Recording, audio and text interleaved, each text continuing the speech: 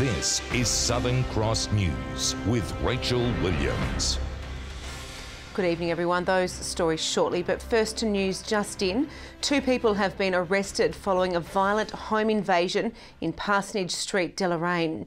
Police say a 56-year-old man was tied up with rope and bashed repeatedly with a baseball bat during the ordeal. Our reporter Sean McComish has more on this developing story. It was on this Deloraine street around 4 a.m. this morning where police say a violent incident occurred, with a woman and 2 men forcing their way onto a property. A 56-year-old man was home at the time and confronted the intruders. He was hit several times with a baseball bat and tied up with rope, causing him to lose consciousness. Paramedics transported him to the Launceston General Hospital with significant injuries to his face and body. Tonight he's in a stable condition. Detectives say the house was ransacked with property stolen, including antiques, power tools, televisions and other household items. The offenders are believed to have left the scene in the victim's Subaru Outback, which was located in Perth a short time later. A 36-year-old man and 45-year-old woman were taken into custody and are assisting police with their inquiries. Investigations are also ongoing into the identity of another man. Anyone with information is urged to come forward. Embattled Minister Sarah Courtney has admitted her new role could still clash with the portfolio she was forced to give up. Fronting the media today for the first time since her relationship with her head of department was revealed, the new building minister said she is ready to get back to work. Our new building minister, Sarah Courtney, on site for the first time since taking up the portfolio. We'll have this erected in no time. It was revealed in Parliament last month the former Primary Industries Minister was in a relationship with her head of department, John Whittington. She's now been shifted sideways, also taking on the resources portfolio, but admitted today she may still have to deal with Dr Whittington's department on occasion. There is the potential for me to be dealing with Dr Whittington. When those matters arise, they will be managed appropriately. In a statement, the government said she would not have direct responsibility for matters where DPIPWE was the lead agency. Ms Courtney saying she would seek advice on managing potential conflicts if they came up. If there are any conflicts of interest with me or with any other the Member of Parliament, as with any of my colleagues, any conflicts of interest are disclosed and managed on a case-by-case basis. Perhaps they didn't think this appointment through properly. The Premier hasn't removed the conflict of interest, and that's a deep concern. But questions remain over when the relationship started and who was consulted in a code of conduct investigation. In hindsight, I should have recognised the possibility of a perception of a conflict of interest. There's been an investigation. The Premier has dealt with the matter. Sarah Courtney is now a minister again and working hard in a new portfolio. But for now, Ms Courtney said she's ready to get back to work. Michelle Wisby, Southern Cross News. A Tasmanian man who shot an 11-year-old girl in the head has been found guilty of causing grievous bodily harm. Today, mother Sarah Newitt cried in court as she described the daily struggles faced by her daughter Phoenix to lead a normal life after the crime. After a 4-day trial in the Launceston Supreme Court, it took the jury just 3 hours to find Nathan Richard Campbell guilty of causing grievous bodily harm. It was in this Deloraine court in August last year where the 26-year-old fired a rifle at a parked car, striking Phoenix Newitt in the head. The violence unfolded after an earlier fight between Mr Campbell's partner and Phoenix's mother Sarah at a nearby supermarket. Today she left satisfied with the jury's decision. Sarah, how are you feeling about the outcome today? We are ecstatic. Guilty. Thank you. Justice is served. In her victim impact statement, she said Phoenix had suffered through a coma and emergency surgery to remove bullet fragments, describing the anguish of watching the once athletic 11-year-old lose weight and struggle to eat, also detailing the lasting damage to her daughter's hearing. Campbell's family and supporters had little to say as they left court. His lawyer, Evan Hughes, maintained his client never intended to hurt anyone and was unaware Phoenix was in the car. Crown prosecutors argued Campbell was reckless in firing the rifle at the car. After the verdict was read out, Nathan Campbell hung his head and wept quietly. He was remanded in custody and will reappear in court next week for sentencing. Sean McComish, Southern Cross News. The man accused of shooting 11 people dead inside a synagogue in Pittsburgh has pleaded not guilty to the charge. Robert Bowers showed no emotion as he appeared in court in a wheelchair. Investigators say the 46-year-old used 3 handguns and a rifle. Prosecutors will seek the death penalty if he's convicted. The saviour for part of the JBS Devonport abattoir is edging closer, with just weeks until the planned closure of the site. The state government says it's in talks with Cressy-based Tasmanian Quality Meats to take over the pork line from the 16th of November. The negotiations are going well, and I'm hopeful that we can deal with the detail and that we can have a seamless transition. It remains to be seen how many jobs will be saved if a new 12-month lease is secured. Treasurer Peter Gutwin says there are other abattoirs available to take up demand for sheep and lamb. The Tasmania Fire Service has ramped up its resources on the east coast as it battles a large fire at Swanston. Firebombing aircraft are being used to bolster capabilities and ensure the blaze remains under control. The fire is 12 kilometres from the coast and is not threatening properties, but residents are being urged to remain vigilant and keep an eye on warnings. To ensure that they're aware of what the conditions are, because they are changing quite quickly, and tomorrow we can expect winds in the vicinity of 100 kilometres an hour, so that could pose some issues for us if this fire chooses to move.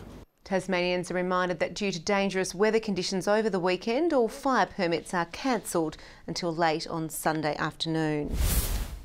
Firefighters are investigating the cause of a blaze which destroyed a home in Elizabethtown. Crews arrived to find the house well alight, but efforts to extinguish the flames were hampered by windy weather.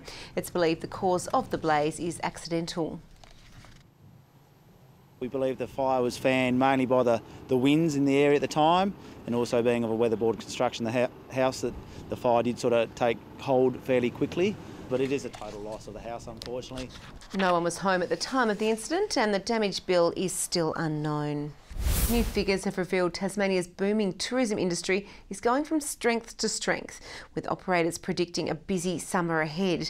But with Airbnb executives in the state today, experts have called for a crackdown on short stay accommodation as we head into peak tourist season. A group of dedicated Airbnb hosts fronting an inquiry into the impact of the accommodation provider. Responding to widespread accusations, the site had taken rental properties off the market, contributing to our housing shortage. My place would never be on the long-term market. I would never rent something in my own home on the long-term market. Airbnb revealed it was against the creation of further red tape that would impact hosts, but would work with government.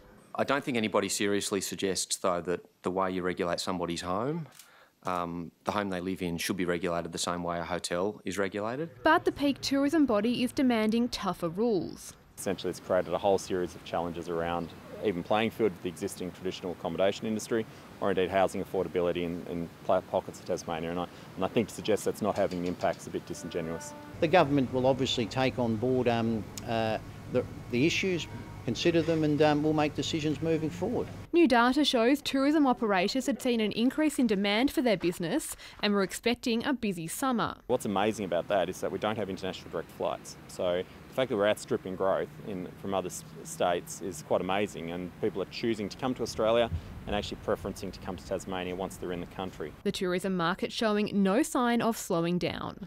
Michelle Wisby, Southern Cross News. And visitors to the Museum of Old and New Art are in for a treat this summer, with a record 6 installations soon on show at the Berrydale Museum. Among them, pieces from a British artist who's urging audiences to think outside the box and make up their own minds about his work.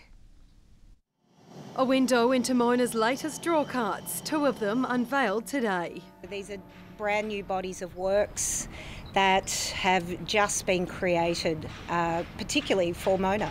Among them, the averted capital, using materials such as rope, wax, clay and fungus, which will develop and change over time.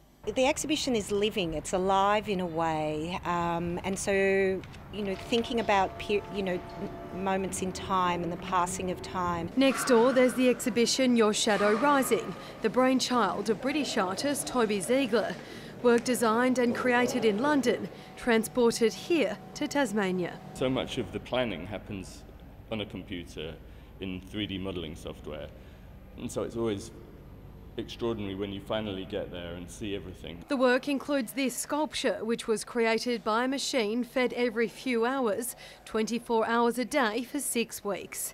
And the human engine, inspired by an artist who burnt his hand and lost some fingers when working with molten metal. And he claimed that it had made him a better artist because he held the scribe in a certain way. A celebration this Sunday will mark the opening of the 2 exhibitions and kick off the summer season, where there will be 6 of them on show. It's a big undertaking. It is. They are the most shows we've ever had at one period since we opened, and we're very excited about the challenge of that. But as for the work itself, the normal direction remains. They're not interactive, so can I please ask, don't touch the art. Louise Hedger, Southern Cross News. There certainly won't be a shortage of creativity in Deloraine over the next few days as artists gather for the 38th Tasmanian Craft Fair. Organisers say this year they want to give the community a more hands-on experience, encouraging the public to get involved. Getting hands-on and creating to their heart's content. For these artists, the chance to showcase their work at the Tasmanian Craft Fair is one widely embraced. Well, we've got 260 exhibitors and we've got 9 venues. And we're expecting about 20,000 people through the gate over the weekend. Most of these creators are Tasmanian, but the event also attracts international attention and it's a boost for the small town of Deloraine. All the accommodation's booked out, the restaurants get booked out at night. This year, organisers are hoping the community will take a more interactive approach to the fair.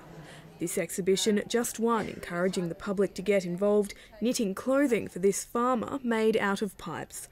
We will have him standing in a paddock near a road, and he will stand with his hand above his eyes like this, looking out. And with every knot, these bundles of blue baling twine carry a message. We all need to look out for each other. So when he stands in the paddock in his full blue clothing, he will really stand out and hopefully be that reminder for people. Many of these artists have spent decades perfecting their craft, and for some, their skills passed down through the generations. Tanner Brian Pearce was at the very first craft fair 38 years ago, and now he's passed on his skills to his granddaughter, Belinda. She is learning to do the skin tan, but I'm still doing all the sewing and making things. And he says he'll be creating for years to come. Well, there's no one else in Tasmania doing it. I'm happy to do it while I can. I'm only 92, so I suppose there's another few years left in me, is there? Judy Augustine, Southern Cross News. Tasmanian Tigers will take a 15-man squad to Sydney ahead of their Sheffield Shield clash against New South Wales starting Monday. Coach Adam Griffith says he'll wait until he sees the pitch before finalising his starting 11 at Australian cricket's traditional home of spin. Tim Payne will take the gloves while Matthew Wade will move up the batting order as reward for consistent form while wielding the willow. Coach Adam Griffith says the wealth of talent available is a good problem to have. Always great when you get the Australian captain back into your lineup, and we've had a history of that with Punter and Bales as well when they come back into our group. So it's exciting to have him back playing. Ben McDermott will also play. His place in the order remains unknown. But it's not just the batting order giving selectors headaches. Gurinder Sandhu continues to press for selection, but may be called upon as an off-spinner if he does get the nod. I've been there, over the last 2 or 3 years, and it's turned square. So it'll be interesting. It's their first game of the season. I'm not sure what they're trying to do, but I presume with those two, with the calibre of spinners that they've got available, it might spin. Those high-calibre spinners include Nathan Lyon and Steve O'Keefe.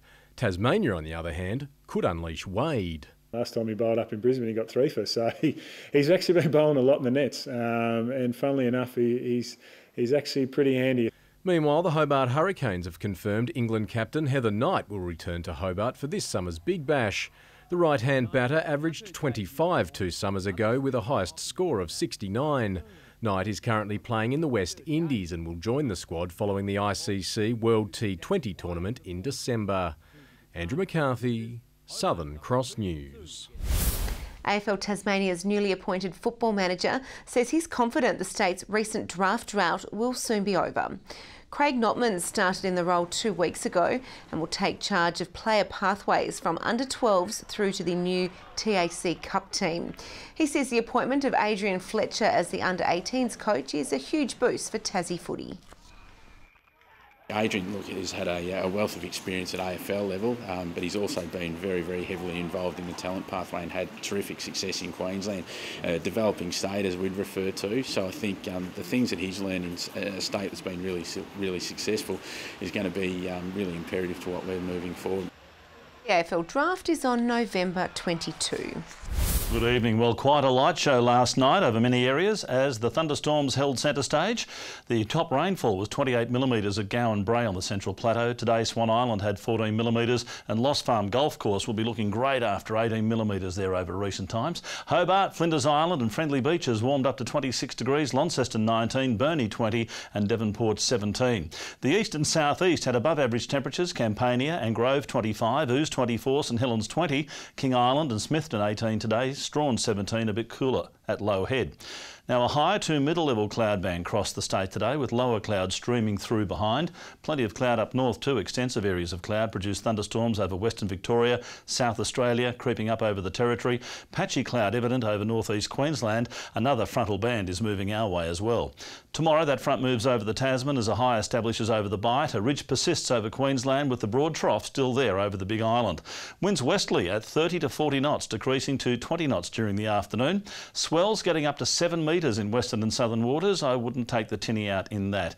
Actually, we do have a severe weather warning for damaging winds over the west, north, east, central and south. A gale warning for all waters except between St Helens Point and Wineglass Bay where it's a strong wind warning.